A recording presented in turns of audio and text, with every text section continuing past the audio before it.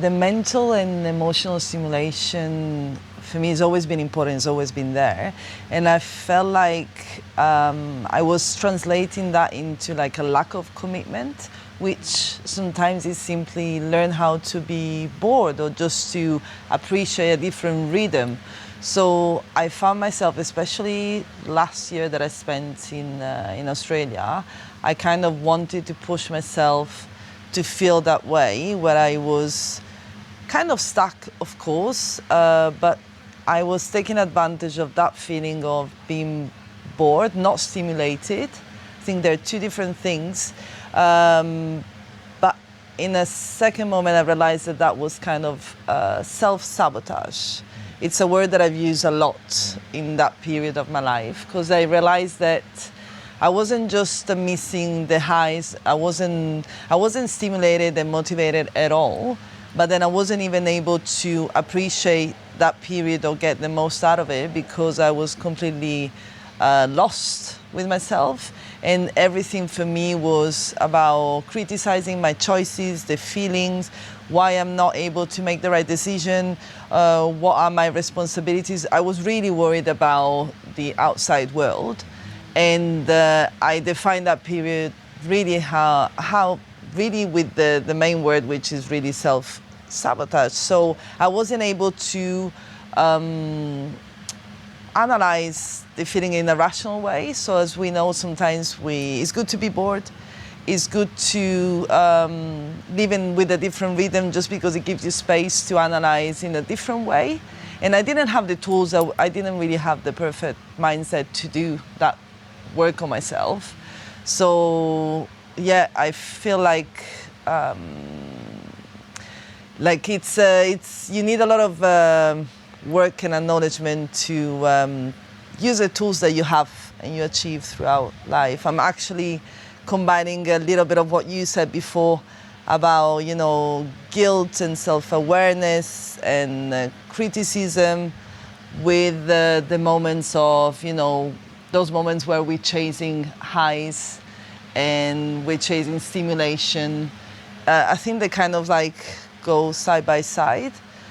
Based on my experience, I was trying to work on both of these aspects, but I didn't manage to do it. So it's a really interesting reflection about how I felt back then. So it's good to really sit down and analyze how I felt, what I was feeling, without being stuck, but then really acknowledge with a positive approach how I feel now, who I am now, to be able to find again those stimulations and find again that rhythm. But definitely one of the biggest lessons has been to appreciate those moments where the highs are not always there. It's like the times where you have to sit down and just really looking back into the journey, right? So how important it is to really sit down and digest, not just chase everything.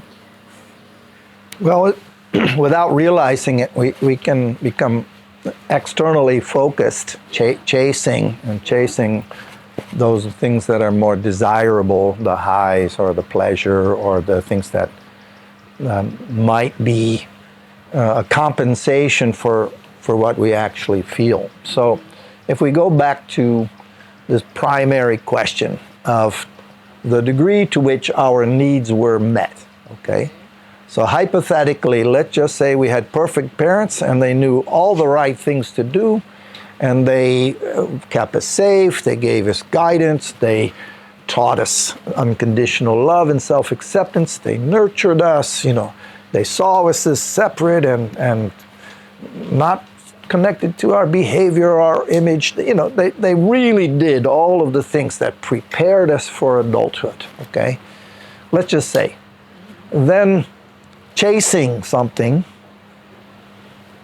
is probably less likely, you know, because my needs are met, you know. I have validation. I'm okay. Now, it doesn't mean I might not have curiosities or interests, okay?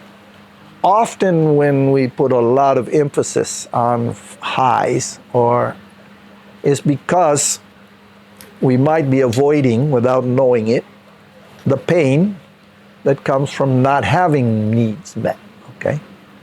So we're trying to create positivity because we're outwardly focused by simultaneously avoiding what Socrates says. It's time to reflect on yourself and what is true. You can't do it when you're 21 or 25 or even 28. Okay, you can do it. You can do it, but you don't have enough. You don't have enough perspective to realize what you did or didn't get. Certainly, we don't want to blame our parents because they did the best they could and they loved us in the way they knew how. So we're not trying to say, oh, but yeah, we turn external. Now, the other thing is, we're in a world that's very stimulating. Okay, the phone and everything, it gets hooks us into. And there's also experiences we can have with drugs and alcohol, and that actually create highs that are quite phenomenal, and they expand what we realize is possible, and then that becomes quite desirable. So for me, the real equation is what are we avoiding? Okay, what's being avoided in the effort to be outwardly high? Okay, and believe me, that's also promoted. Ambition, yeah, there's a lot of coaches and a lot of people talking, wow, you just haven't worked hard enough. You don't have enough ambition. You know, I even heard the word grit. Well, if you didn't accomplish it, it's because you didn't get right down to the grit of it, you know, which is very different than the dance between acceptance and will. Okay, will is the application of our effort, but we should learn how to realize that if we're feeling frustrated and angry and anxious, that's a message to let go, to relax, to accept. We're not in control all the time. We need to make peace with the journey of life, not force ourselves into what that is. So, but to make peace with the circumstances and the situations. And the high then doesn't come from having a high experience. It comes from creating more peace, more okayness within ourselves. That's the foundation. I just have like a quick question, Douglas. How will someone achieve that peace, that alignment within themselves? Is there? Well, it's all of the things that represent the self-awareness and the regulation, the balancing, this notion of will and acceptance. It comes from the prayer that's used in Alcoholics Anonymous. God, grant me the serenity, the peace, to accept the things I cannot change, the courage or strength to change the things I can, and the wisdom to know the difference. Okay, this is how we find. I call it okayness. I'm okay. Does that mean everything is okay? No. That means I have found a place where I'm not pressing or stressing or seeking something outside myself. Okay, it's that validation. Oh, thank you. Yeah, I've been wanting to ask you something. So you allow me a minute to formulate my thought, because so you mentioned, our goal is to learn to understand what's happening to us and at the moment, and regulate it, right? So I wanted to talk a little bit more about regulation, because it happens through the language. Yes. And we acquire the language from a caregiver.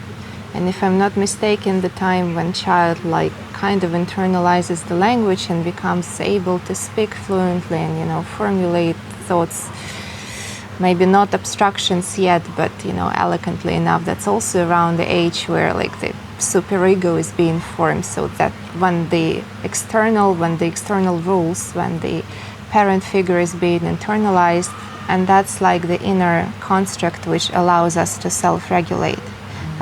please correct me if I'm if I got something confused here. Hence, my question is, I mean, we learn to self-regulate from our parents. Oh, well, two of them or one of them or caregivers, whoever is around to give that care.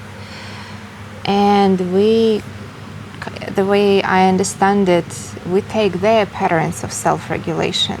So suppose a caregiver struggles with this balance, as you said, will and acceptance, because I feel like, well, suppose a person is traumatized, so they hold on to that, they grip to that willpower, because letting go, maybe they cannot bear letting go. That's right. Maybe it's like they do need that defense, and they hold on to willpower. So in that case, the next generation, which has a much better, like, external life, objectively, it was so much better, but how do we make this shift from what was initially acquired with the caregiver, with the language of that caregiver, but maybe isn't, like, those strategies aren't really working that well for us because the circumstances have changed? It was absolutely a poignant observation. Let's think of it this way. When we're born into the world, we're born into the reality that already exists. And we don't have an ability to go, oh, let me compare my 3-year-old self to the experience another 3-year-old is having. We only know it as the reality it is. And so it becomes normal. Okay? And so if we have parents that are very capable of self-regulation and those things get communicated as a reality, okay, then that's what we learn, okay? And when we don't, when someone, for example, is carrying anger from their own childhood or the experience of life, and they don't regulate that, then that becomes our experience. So that becomes normal for us. The sad story is that's why often abused children become abusers, okay? Because that's what they know. You'd say, oh, I got beat up as a kid, so maybe I'll make sure I don't do it. And there are many adults who do that. But unfortunately, it's also very true that is what's normal and familiar, and that is what hasn't been learned, the regulation of that. And therefore, that becomes the reality that is generationally handed along. And that's why the choice to be conscious, the choice to say, but we do all have the potential to look at ourselves, to understand what those emotions are, and then to understand when it's at a level 5 and when it's at a level 7, and how I can respond to myself differently when I know what that emotion is and how much it's influencing. So regulation is the task of adulthood, is to say, okay, there's all these things that have affected me, but it's my job, and it's my adult parent to take care of my inner child in a way that teaches that inner child what it didn't learn the first time through. I mean, this is what we had, the conversation we had last week, that the journey of life seems like we just need to learn how to reparent our inner child. And why is that a hard thing to do? To reparent, because we have to discover, what does that mean?